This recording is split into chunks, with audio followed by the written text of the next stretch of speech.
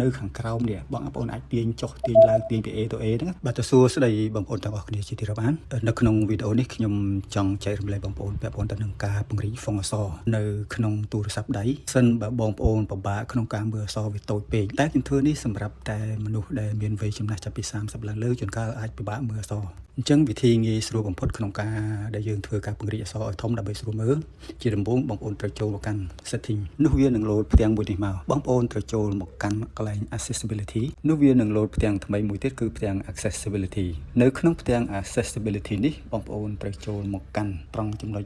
display and text size បងប្អូនយកដៃប៉ះត្រង់ display and text size ទៅវាលោតផ្ទាំងមួយថ្មីមួយទៀតនៅត្រង់ផ្ទាំងនេះគឺមាន2ជម្រើសសម្រាប់ឲ្យបងប្អូនជ្រើសរើសទី1គឺ bold text ទី2គឺ larger text ត្រង់ bold text នេះបងប្អូនគ្រាន់ចុចបើកទៅហើយពេលនោះទំហំហ្វុងអក្សរត្រូវបានវាពង្រីកដោយស្វ័យប្រវត្តិប៉ុន្តែมันអាចកំណត់តាមការចង់បានរបស់យើងបានទេប្រសិនបើយើងចង់បានធំជាងនេះយើងចូលមក larger text នៅពេលដែលយើងចូលមកដល់ larger text ហើយយើងចុចបើកវាទៅនៅខាងក្រោមនេះបងប្អូនអាចទាញចុះទាញឡើងទាញពី A ទៅ A ហ្នឹងទាញទៅស្ដាំដៃទៅឆ្វេងដៃធំតូចតាមទំហំដែលបងប្អូនចង់បានបើបងប្អូនចង់បានធំទាញឲ្យខ្លាំងទៅទាញទៅខាងស្ដាំដៃឲ្យខ្លាំងទៅបើបងប្អូនចង់ថាយកកណ្ដាលឬក៏យកលំមតាមចិត្តបងប្អូនចូលចិត្តអញ្ចឹងទំហំនេះគឺជាទំហំដែលយើងអាចពង្រីកបានតាមចិត្តអញ្ចឹងសម្រាប់